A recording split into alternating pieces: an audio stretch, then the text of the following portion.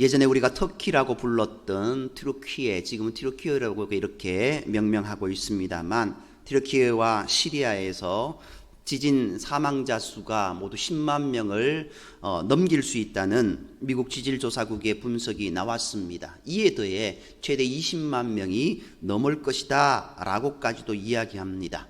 벌써 양국의 사망자 수는 2만 명을 훌쩍 넘어갔습니다.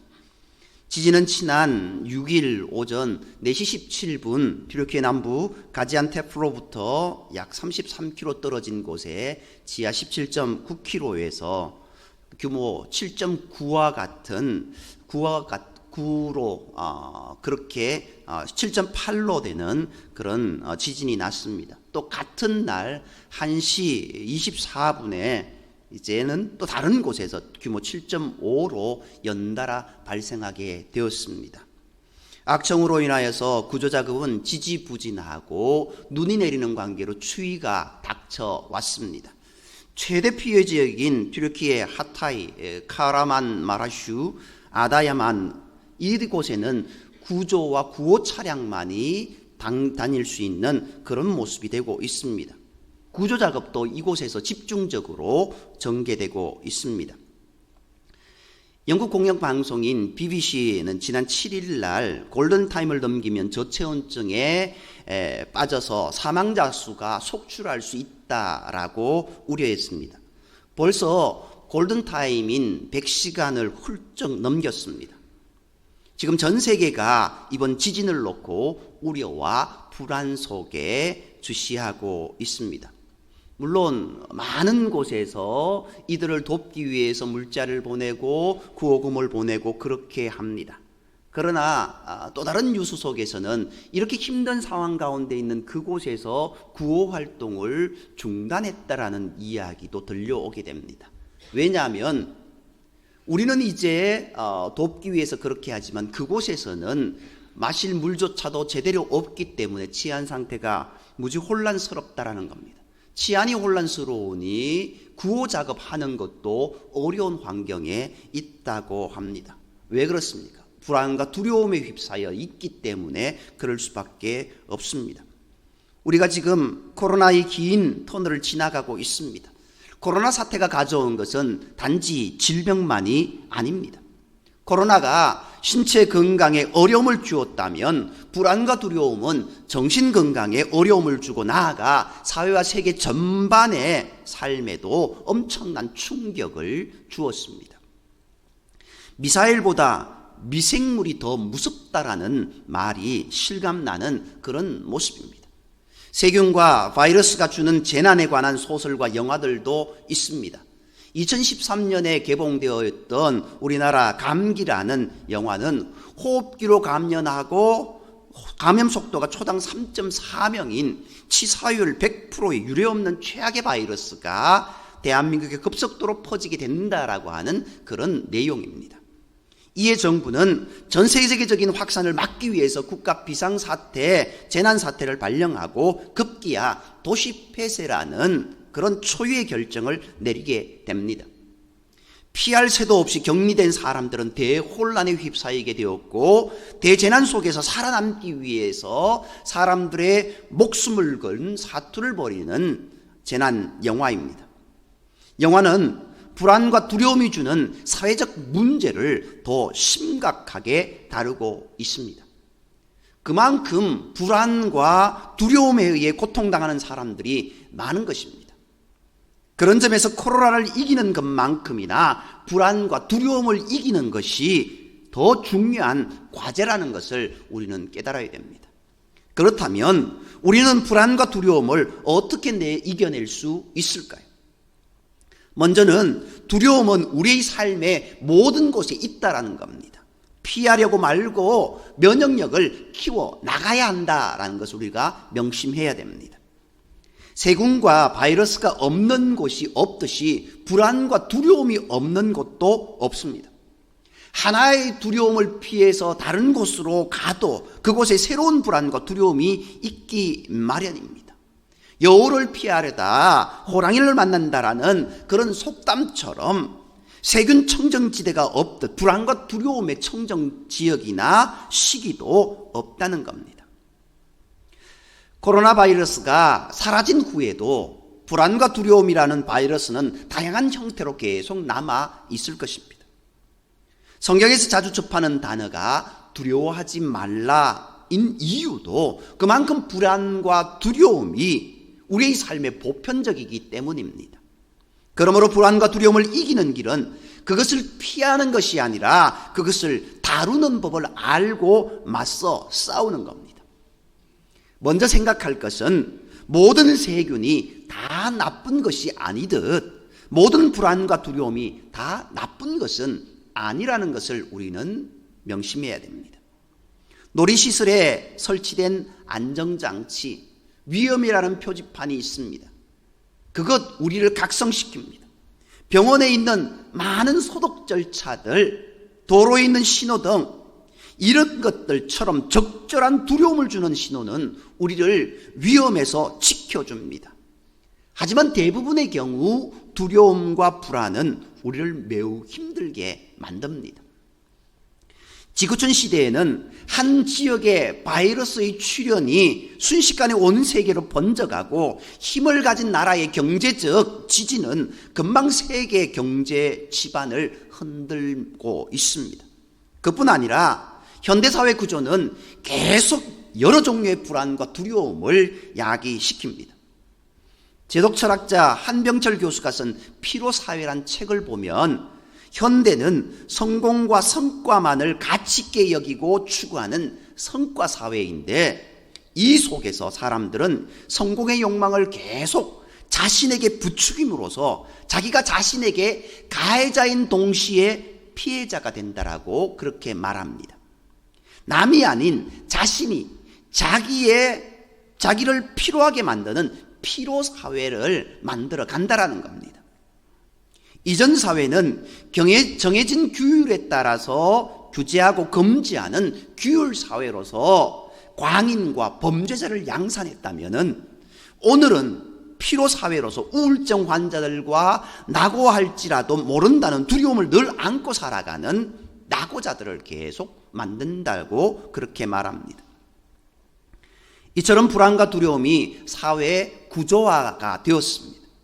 젊은이들이 오늘날보다 더 미래에 대한 불안과 두려움을 가졌던 시대가 없었습니다.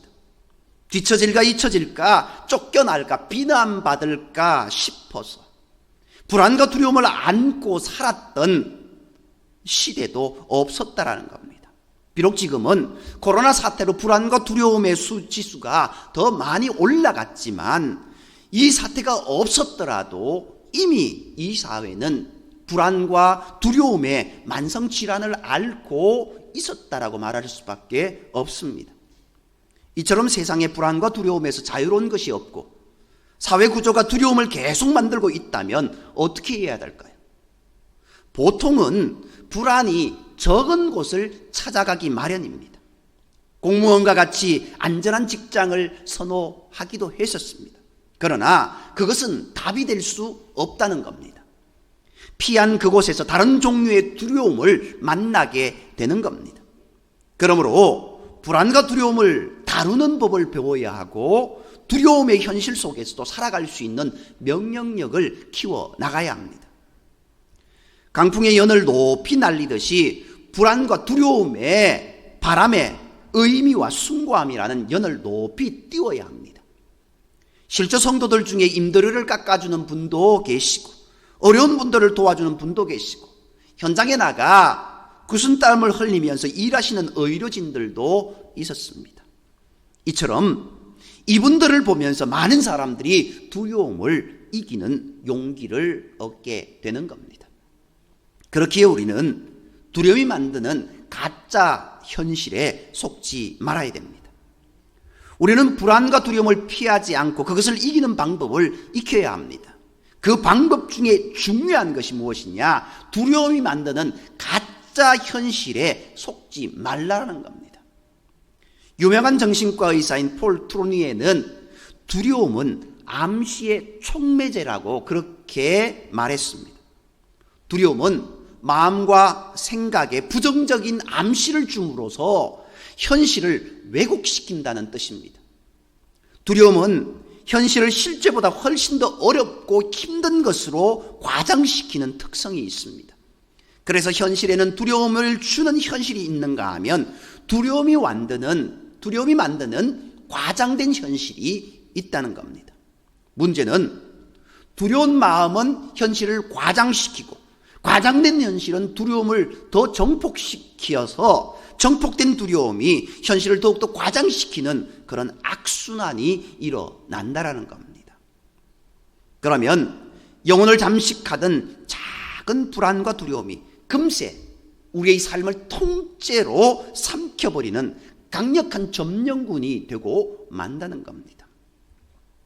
심리학자들은 인간이 두 개의 사고체계를 가지고 있다고 말합니다. 첫째는 감정에 해당되는 제1체계로 순간적으로 판단을 내리고 빠른 속도로 움직이게 해줍니다. 둘째는 이성에 해당하는 제2체계로 심사숙고해서 증거를 검토하고 느리지만 신중한 판단을 내리게 한다는 말입니다. 코로나 사태처럼 일정 수준 이상으로 두려움이 확산되는 때에는 어떤 판단이 더 중요할까요? 이성적 판단이 더 중요합니다. 그런데 오히려 이런 때는 그 두려움이 어느 한계점에 도달하면은 오히려 감정적 판단이 더 강화되고 일반화된다라고 말합니다. 이것을 말해서 소위 확증 편향이라고 이야기합니다. 즉 일단 어떤 견해를 형성하고 나면 그 견해를 뒷받침해주는 정보만 수용하고 그 견해를 의심하게 하는 정보는 무시하고 거부하는 겁니다. 내가 받아들이고 싶은 것만 받아들이는 겁니다. 이어 집단 극화 현상이 일어납니다. 비슷한 두려움을 가진 사람들이 모여서 그들의 신념만 옳다고 하며 확신을 더 강화시키고 그런 평양적인 태도가 극단적인 행동을 만들게 되더라는 겁니다. 누구를 희생양으로 만들거나 물건 사재기를 하는 것과 같은 그런 현상입니다. 이처럼 두려움은 현실을 왜곡시키고 왜곡된 현실은 두려움을 더욱더 정폭시키는 악순환이 일어난다는 것에 주의해야 합니다. 가나안 정탐꾼 이야기를 기억해 보시기 바랍니다. 12명의 정탐꾼이 가나안 땅을 정탐하러 갔는데 그중 10명의 정탐꾼이 이렇게 보고합니다. 민수기 13장 32절 33절 말씀에요.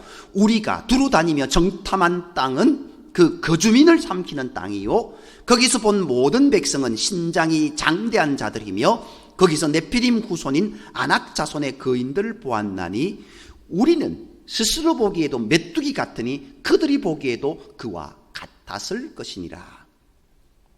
그들은요 그 땅이 거주민을 삼키는 땅이고 모든 원주민들이 다 거인들이라고 보고합니다.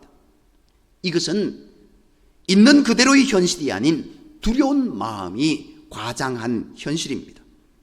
그런데 두려움이 만든 왜곡된 현실을 실제 현실이라고 받아들인 백성은 과장된 현실을 참 현실처럼 여기고 밤새도록 통곡하며 울고 출애굽을 후회했습니다. 민수기 14장 1절 말씀에요. 온 회중이 소리를 높여 부르짖으며 백성이 밤새도록 통곡하였더라. 두려움은 이런 어처구니 없는 상황을 만들어내는 겁니다. 다윗과 골리앗 이야기를 기억해 보시기 바랍니다. 사울 왕이 블레셋 군대와 맞습니다. 아마 싸워서 이기자며 전쟁에 나갔을 것입니다. 그런데 블레셋 군대가 골리앗이라고 하는 거인 장수를 전면에 내세우게 됩니다. 골리앗 거대한 체구에 무서운 무기를 들고 짐승처럼 어르렁거리며 서 있었습니다. 이런 골리앗의 모습을 보자 마음속에 두려움이 생겨났습니다.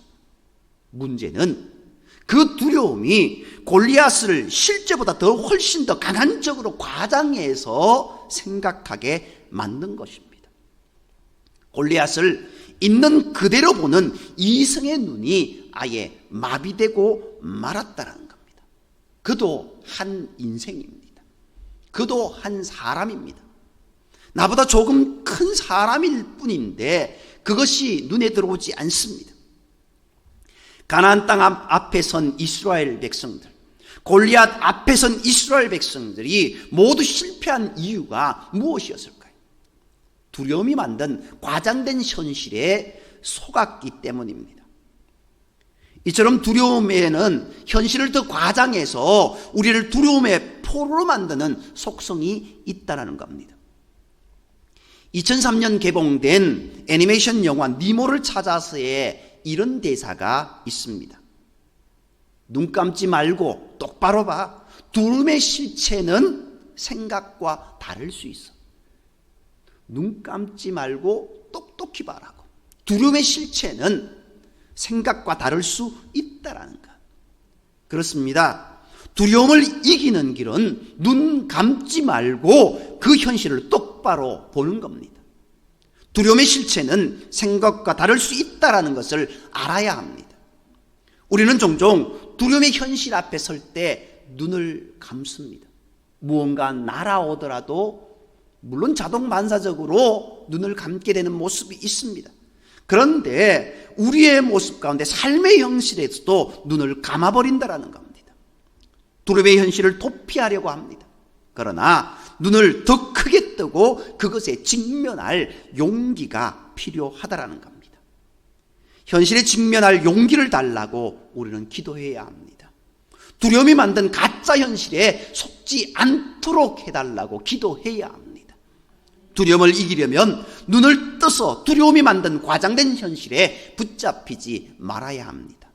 이것이 두려움을 이기는 첫 번째 단계입니다. 그러나 이것이 두려움을 온전히 이기게 하지는 않지 않습니까? 두려움을 주는 현실 자체는 달라지지 않고 있기 때문입니다. 그때 우리는 어떻게 해야 될까요? 두려움이 주는 현실이 있고 두려움이 만드는 과장된 현실도 있는데 우리는 주로 이 둘 사이를 왔다 갔다 합니다. 그러나 기억해야 하는 것이 있습니다. 이런 두 현실 넘어 또 다른 현실이 있다는 사실입니다. 그것은 바로 영적 현실입니다. 이성을 통해 있는 그대로 현실을 봐야 하지만 믿음을 통해 그 현실 너머에 보이지 않지만 분명한 영적 현실도 있다는 것을 함께 봐야 합니다. 그래야 두려움을 이기는 강력한 무기를 얻을 수 있는 겁니다. 오늘 우리가 함께 읽은 41장 말씀을 보시기 바랍니다. 이스라엘 백성들 바벨론의 포로로 잡혀있고 언제 벗어날지 모르는 상황입니다.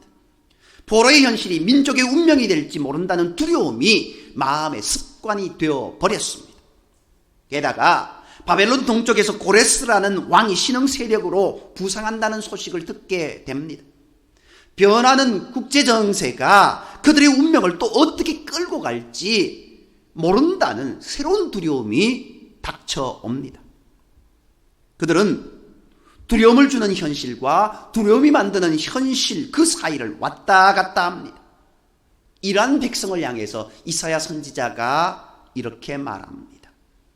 오늘 읽지는 않았지만 2절에서 4절까지의 말씀 세번역 성경으로 읽어드리겠습니다.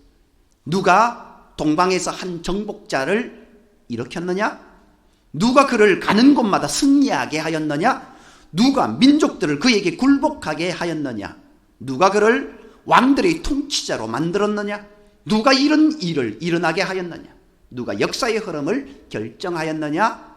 태초부터 나 주가 거기에 있었고 끝날에도 내가 거기에 있을 것이다. 여기에 보면은요, 계속 누가라는 단어가 반복됩니다. 이런 질문을 통해서 무엇을 알라고 하십니까? 고레스 왕의 등장, 페르시아 제국의 발흥이라는 현실이 있습니다. 사람들은 이 모든 일을 고레스와 페르시아가 했다고만 생각합니다. 그것은 두려움을 주는 보이는 현실입니다. 그런데 그 보이는 현실 뒤에 더 깊은 영적 현실이 있다라는 겁니다. 즉 고레스 왕 뒤에, 페르시아의 출현 뒤에 그 역사를 이끌어 가시는 하나님의 존재라는 더 크고 궁극적인 현실이 있다라는 겁니다. 그렇다면 그분을 바라봐야 하지 않겠습니까? 그럴 때만 두려움을 이길 수 있기 때문입니다. 그래서 이사야는 그 하나님을 보라고 외치고 있습니다.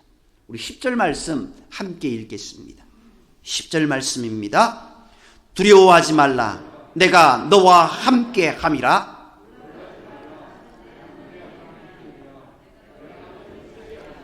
참으로 너를 도와주리라. 참으로 나의 의로운 오른손으로 너를 붙들리라. 아멘. 어떻게 말합니까? 두려워하지 말라고 이야기합니다. 왜요? 내가 너와 함께 할 것이다. 놀라지 말라고 이야기하고 있습니다. 우리를 굳세게 해주고 꼭 붙잡아 주실 것이라고 말씀하고 있습니다. 하나님을 바라보므로 두려움을 이기라고 가르치고 있는 겁니다. 다윗의 경우도 마찬가지입니다. 블레셋 군대 앞에 골리앗이란 장수가 섰습니다. 골리앗은 분명히 두려운 현실이었습니다. 사울은 그 앞에 꼼짝 못하고 얼어붙었습니다. 사울도 다른 사람들의 어깨 위에 있는 사람입니다. 머리 하나가 더 있는 크기의 사람입니다. 건장한 그런 장수였습니다. 그런데 그런 사울도 그 앞에서 꼼짝 얼어붙었습니다. 다윗은 두려운 마음이 없었을까요? 그도 두려운 마음 분명히 있었습니다. 그러나 다윗이 달랐던 것은 사울은 두려움이 만든 과장된 현실을 보았지만 다윗은 그 뒤에 더 궁극적인 현실인 하나님을 보았다라는 겁니다. 그래서 그는 어떻게 고백했습니까? 사무엘상 17장 45절 말씀에 너는 칼과 창과 단창으로 내게 나아오거니와 나는 만군의 여호와 이름 곧 내가 모욕하는 이스라엘 군대의 하나님의 이름으로 내게 나간다라고 외쳤던 겁니다. 가나안 땅을 정탐했던 여호수아와 갈렙도 마찬가지입니다. 그러리라고 가나안 원주민에 대한 두려움이 없었을까요? 그들이라고 무섭지 않았을까요? 그들도 두렵고 무서웠지만 그들은 무서운 현실을 넘어 그 땅을 약속해 주신 하나님이라는 더 크고 궁극적인 현실을 함께 보았던 겁니다. 그래서 그들이 어떻게 고백합니까? 그들은 우리의 밥입니다 라고 외쳤던 겁니다. 우리의 눈을 더 크게 떠서 두려움의 현실을 넘어 가장 두려워해야 할 분을 알아야 합니다. 코로나 바이러스는 이렇게 코로나 바이러스를 이렇게 두려워한다면 더 두려우신 하나님에 대해 우리는 어떤 태도를 가졌는지 생각해 보아야 합니다. 하나님을 가장 두려운 분으로 아는 경건한 두려움을 과연 나는 가졌는가? 성경은 여호와를 경외하는 것이 지식의 근본이라고 말합니다. 두려움의 현실 속에 살아갈수록 가장 두려운 분에 대한 경건한 경외심을 잊지 말아야 할 것입니다. 코로나 바이러스는 지나갈 것입니다. 코로나 바이러스의 두려움에서는 벗어나게 될 것입니다. 하지만 그렇다고 해서 모든 두려움에서 자유롭게 되는 것은 아닙니다. 우리 각자는 각각 다른 두려움의 현실 앞에 서 있기에 여전히 두려워하며 살게 될 것입니다. 당신은 이렇게 될 것 같네요. 당신은 물하고는 상극이네요. 이러한 말 한마디에 평생 두려워하며 그곳에 가지 않고 그런 일들을 하지 않고 두려움에 쌓인 모습들, 가족력 때문에 부모님과 같은 질병에 걸릴지도 모른다는 두려움을 가진 사람도 있고 경제적으로 어렵게 될지 모른다는 두려움을 가진 사람도 있고 암에 걸렸을지도 모른다는 두려움을 가진 사람도 있습니다. 오늘 밤도 잠이 오지 않을 것 같은 불면증의 두려움을 가진 사람도 있고 누군가에게 비난받을지 모른다는 두려움, 실패할지도 모른다는 두려움, 죽음에 대한 두려움 등 온갖 종류의 두려움을 가지고 우리는 살아가고 있습니다. 이런 두려움에 전적으로 자유로운 사람 아무도 없습니다. 우리는 어떤 두려움을 가지고 있습니까? 또 어떻게 대응하고 나아가고 있습니까? 세 가지 원리를 기억하고 적용해 보시기 바랍니다. 첫째, 두려움의 현실에서 도피하지 말고 불안과 두려움을 이기는 길이 있음을 믿으시기 바랍니다. 두 번째로, 두려움이 만든 과장된 현실에 속지 마시고 눈을 떠서 두려움의 실체는 생각과 다를 수 있다는 것을 기억하시기 바랍니다. 마지막으로, 눈을 더 크게 떠서 하나님이라고 하는 영적 현실을 바라보시기 바랍니다. 크고 넓고 힘있는 그분, 크신 일을 행하신 그분을 바라보며 약속의 말씀을 의지하며 믿음으로 나아가는 저와 여러분이 되시기를 간절히 소망합니다. 두려움의 현실보다 더 크신 영적 현실, 하나님이 계십니다. 그 하나님이 우리를 너무나 잘 아십니다. 우리를 너무나 사랑하십니다. 우리를 인도하십니다. 그 하나님을 확실하게 믿고 붙드시는 모든 성도님이 되기를 간절히 소망합니다. 비록 불안과 두려움을 계속 야기시키는 사회 속에 살아가고 있지만 그것을 넉넉히 이기면서 살아갈 수 있는 모습, 그것이 믿음 가운데 있다라는 사실을 우리가 기억하시기 바랍니다. 우리 다시 한번요, 우리 10절 말씀 함께 읽을까요? 10절 말씀입니다. 나 자신을 향해서 그렇게 외쳐보시기 바랍니다. 41장 10절입니다. 두려워하지 말라. 내가 너와 함께함이라. 놀라지 말라. 나는 내 하나님이 됨이라. 내가 너를 굳세게 하리라. 참으로 너를 도와주리라. 참으로 나의 의로운 오른손으로 너를 붙들리라. 아멘. 하나님이 나와 함께 하심을 믿으시고 당당하게 힘차게 감사함으로 기쁨으로 살아가는 저와 여러분이 되기를 주님의 이름으로 축복합니다. 기도드리겠습니다. 사랑과의 하나님, 오늘 이 하루도 주님의 은혜 가운데 살아갈 수 있게 하심에 감사합니다. 하루하루 힘들지만 우리를 옥죄어오는 많은 불안과 두려움이 있지만 주님 늘 함께 하심을 믿고 나와 함께 하시는 주님, 나에게 크신 은혜를 약속하셨던 그 주님의 약속의 말씀을 부여잡고 이제 기쁨으로 살아갈 수 있는 우리의 삶이 되게 인도하여 주옵소서. 앞으로의 삶 속에서도 우리를 옥죄어오는 것들이 있습니다. 그러나 그것에 넘어지지 않게 하시고 주를 바라보게 하시고 하나님의 은혜 가운데 믿음으로 살아갈 수 있는 우리의 삶이 되게 인도하시기를 원하오며 모든 말씀 우리를 사랑하시는 예수님의 이름으로 감사하며 기도드립니다. 아멘. 우리 말씀을 생각하시면서